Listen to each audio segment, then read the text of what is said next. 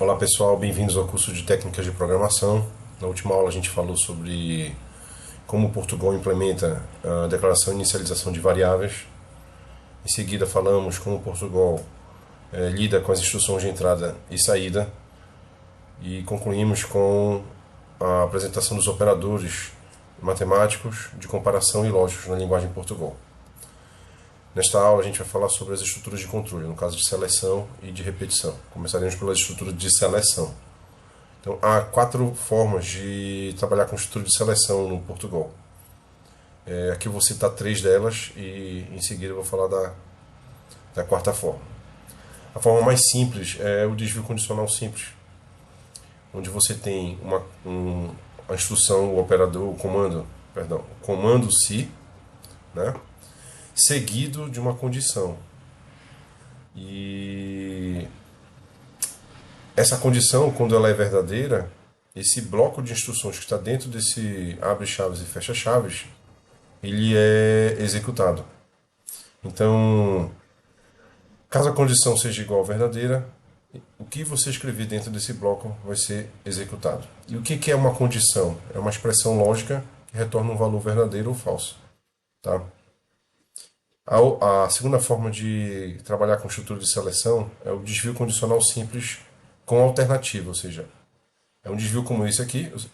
Então imagina que antes do se existiriam algumas instruções, chega o se a condição for verdadeira, um bloco de instrução é executado e retorna a execução a partir daqui. Tá? No caso da condição, do desvio condicional simples com alternativa, não apenas um bloco pode ser executado, mas o outro que é a negação do primeiro. Então, se a condição for verdadeira, esse bloco de instruções vai ser executado. Se a condição for falsa, ou seja, se essa condição for falsa, o segundo bloco de instruções é que vai ser executado. Então, só para deixar claro aqui o que eu estou colocando, esse é o bloco de instrução que vai ser executado caso essa condição seja verdadeira. Se essa condição for falsa, esse outro bloco de instrução é o que será executado. A terceira forma de trabalhar com estrutura de seleção é o encadeamento de desvio condicional, né? Então, desvio condicional encadeado. Em que sentido? Você tem uma primeira condição, né, que é testada. Então, se essa condição for verdadeira, esse bloco de instrução vai ser executado. Caso essa condição seja falsa, não existe logo de cara um bloco para você executar. Você vai fazer um segundo teste. Seria a segunda condição, essa segunda condição aqui. E aí, caso essa condição seja verdadeira, esse outro bloco é quem vai ser executado. Tá? Detalhe, ele só vai ser executado não porque a condição 2 é verdadeira, mas porque a condição 1 deu falso e aí ele fez um teste para verificar se a condição 2 é verdadeira e aí, caso ela seja verdadeira, ela será executada, esse bloco de instrução. Agora, se essa condição 2 for falsa, um terceiro bloco pode ser executado. Neste caso aqui, como existe um encadeamento de desvio condicional, esse bloco aqui não vai ser executado logo de cara. Um teste vai ser feito antes, por isso que tem um terceiro se aqui. Então, testa-se essa condição. Se ela for verdadeira, esse bloco é quem vai ser executado. Na negação de todas as condições, o senão é quem vai ser executado. Então, quando é que o senão é executado? Quando a condição 1 não for verdadeira, e a condição 2 não for verdadeira, e a condição 3 não for verdadeira. É quando esse bloco senão será executado. Esse é um exemplo simples com 3 condições apenas, né? E uma condição senão de desvio condicional encadeado. Sou obrigado a colocar o bloco senão? Não. Aqui é um exemplo só para ilustrar para vocês como eu poderia trabalhar com estrutura de seleção no Portugal. Tá? Então, repetindo aqui, existe o desvio condicional simples, né? Vocês estão vendo aqui. Existe o condicional com alternativa, ou seja, se eu negar essa condição, eu executo esse outro bloco. E existe o condicional encadeado, onde eu vou fazendo sucessivas perguntas, sucessivos testes às expressões lógicas, nesse caso condição 1, condição 2, condição 3, para que um bloco em específico seja executado. A quarta e última estrutura de seleção que vale a pena mostrar para vocês é uma estrutura de seleção que substituiria, né, vamos botar dessa forma, ela substituiria esse desvio condicional encadeado, tá? É o comando escolha. Então, uma alternativa de desvio condicional encadeado usando a estrutura de seleção com o comando se é o comando escolha. Bem, o que vale a pena falar desse comando escolha aqui? Que a gente está vendo um exemplo de código aqui. Então, você tem uma variável. Então, você executa o comando escolha dentro de uma variável. Essa variável não retorna true ou false. Essa variável é um valor. E esse valor é comparado com os casos, né? Então, diferente do se, onde existia uma condição, ou seja, uma expressão lógica que retorna verdadeiro ou falso, na estrutura escolha, na estrutura de seleção escolha, você tem um valor de uma variável, perdão, você tem uma variável cujo valor é comparado em cada caso. Caso esse valor seja 1 para essa variável, esse bloco aqui é quem vai ser executado. Caso o valor dessa variável seja o valor 2, esse bloco de instrução é quem vai ser executado. E caso contrário, aqui estou dando um exemplo simples com 2 valores, mas eu poderia ter vários valores aqui representados. Então, eu poderia, por exemplo, idade, digite a sua idade. Então, a variável idade seria testada aqui. E aqui eu poderia ter, caso o valor seja idade 1, seja idade 2, seja idade 3, eu poderia colocar vários casos, né? Quando o valor dessa variável idade fosse ser comparado com esse valor aqui. Aí sim, quando essa comparação aqui é verdadeira, esse bloco que é testado. Por isso que eu coloquei aqui que o bloco de instruções, ou seja, esse é o bloco de instruções que está aqui, caso o valor 1 igual ao valor da variável, certo?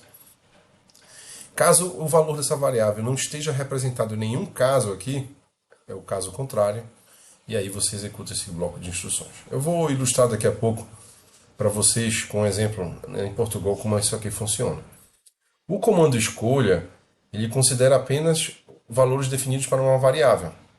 Então, existe o teste de igualdade implícito com esse valor da variável, certo?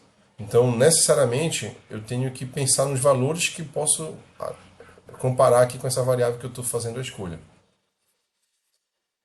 O comando pare, que existe aqui no final de cada bloco de instruções, eu ilustrei aqui o uso do comando pare, é utilizado para interromper o fluxo de execução das instruções dentro do bloco escolha.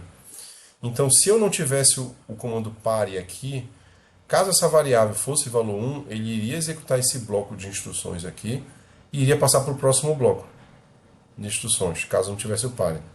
Mas como tem um pare, ele executa esse bloco de instruções e sai do escolha. Né? Então o fluxo de execução começa antes do escolha. Né? Então imagine que tenha instruções antes do comando escolha.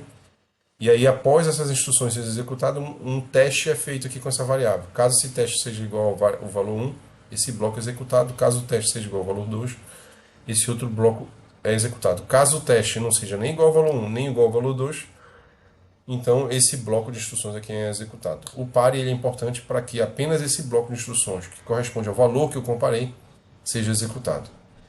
Então, se eu não tivesse o pare, outros casos serão executados até encontrar um comando pare ou o bloco escolha ser encerrado. Ou seja, se eu não tivesse nem esse pare nem esse pare, 1, 2, 3 blocos seriam executados caso o valor da variável fosse 1. Caso o valor da variável fosse 2 e não tivesse os pares, esse bloco e esse bloco seriam executados.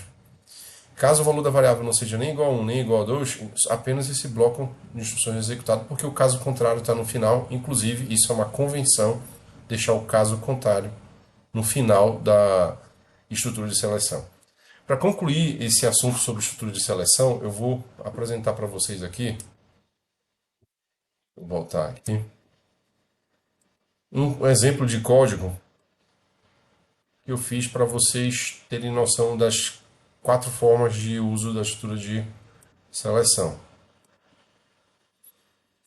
Então eu tenho aqui, deixa eu abrir aqui. Então, como o algoritmo é longo, aqui a execução dele, vou mostrar passo a passo aqui. O primeiro exemplo aqui do algoritmo é eu declarando uma variável nota.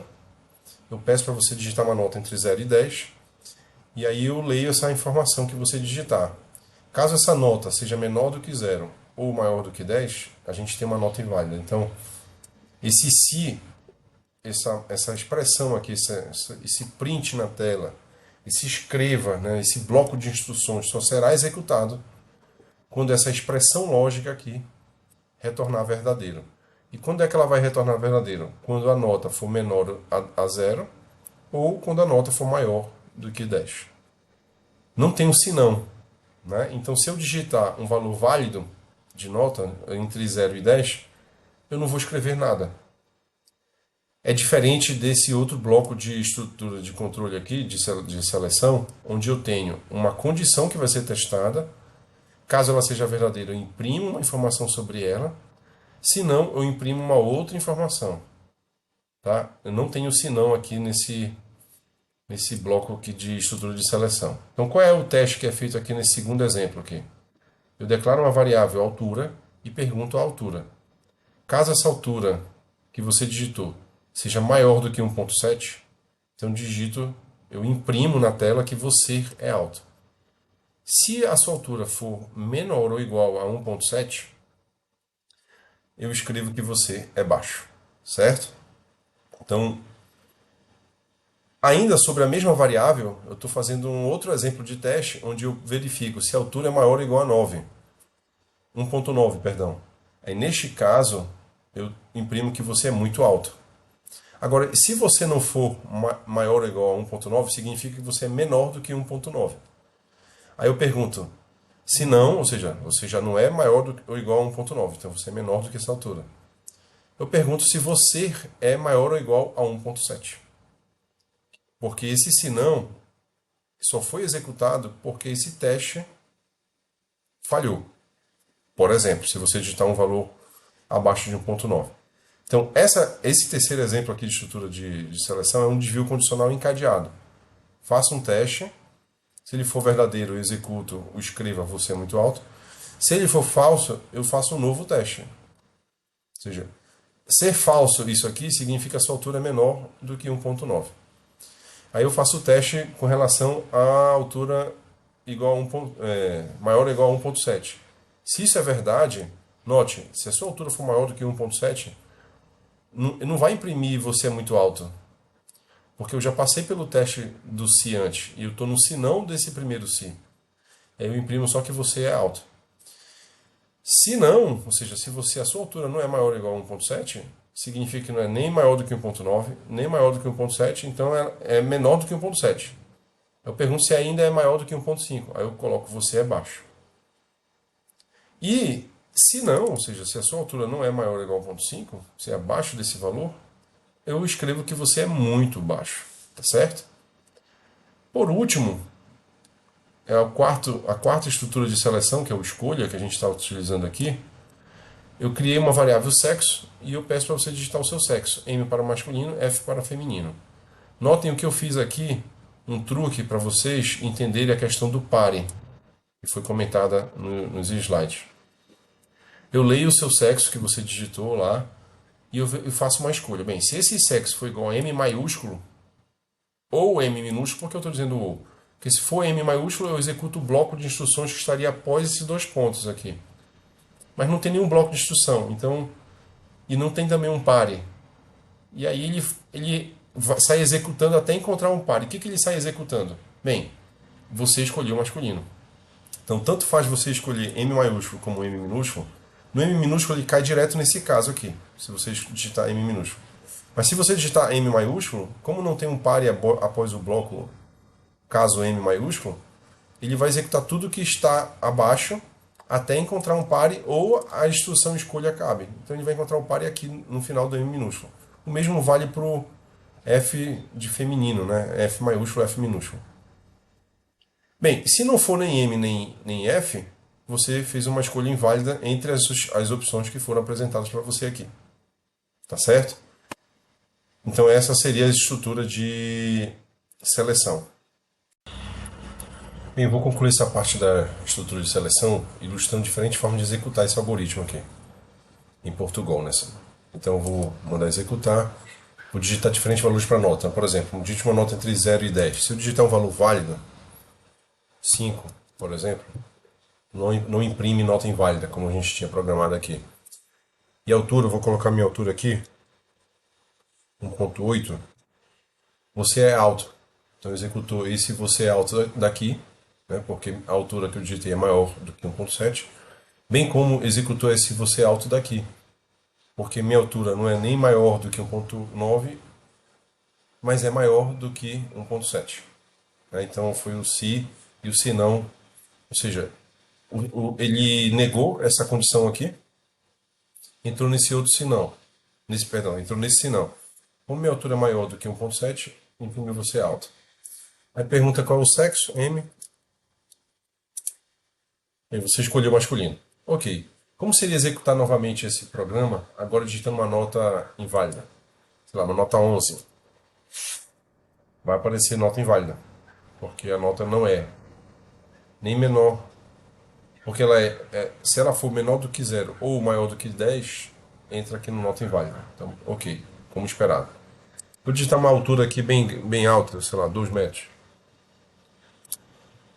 Bem, 2 metros cai nesse você alto, porque nesse se não aqui, nesse bloco aqui de condição, de estrutura de nível condicional com alternativa, a altura é maior do que 1.7, então imprime você alto. Mas ela é só maior do que 1.9, então já cai nesse escreva aqui. Ela não nega esse primeiro teste, né? Qual sexo? Deixa eu colocar aqui um sexo inválido, deixa eu colocar X.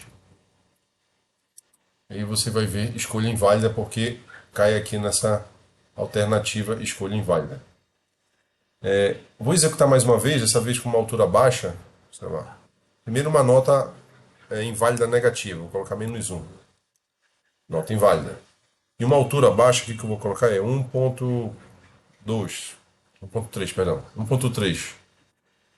Bem, você é baixo, caiu nesse primeiro se aqui. Você é baixo. E caiu no você é muito baixo. Agora, como foi que chegou a imprimir você é muito baixo? Bem, o primeiro teste que foi executado aqui foi a altura, ela é maior do que 1.9? Não, então veio para o sinal. Ela é maior do que 1.7? Não, então veio para esse outro sinal. Ela é maior do que 1.5? Não, ela veio para esse outro sinal e aí escreveu você é muito baixo. O que vale a pena destacar, pontuar aqui é o seguinte: quando eu caio nesse se, foi um dos testes que eu fiz, com a minha altura, no caso 1.8,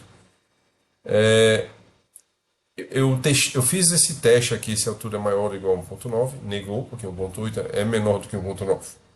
E caiu no se não.